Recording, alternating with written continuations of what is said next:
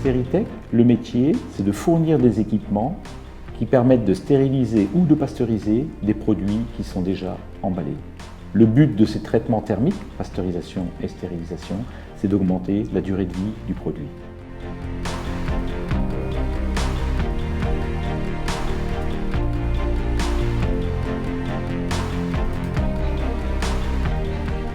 Un jour, en 1989, il me semble, lors d'une foire internationale en Allemagne, un Allemand m'a dit « Écoutez, jeune homme, une machine ne vaut pas plus que son service ».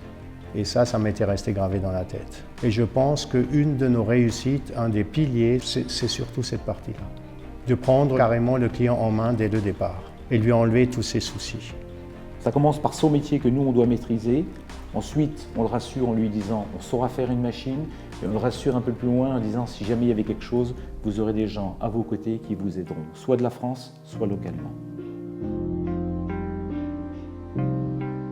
L'innovation, pour moi, ce n'est pas seulement l'innovation technique ou l'innovation, tout ce qu'on apporte aux clients, mais c'est de se remettre en question tous les jours, de fouiller, de chercher tout ce qui peut nous apporter une avance technologique par rapport à nos concurrents. C'est-à-dire, c'est une façon de vivre, c'est une façon de penser l'entreprise et c'est une chose qui n'arrêtera pas.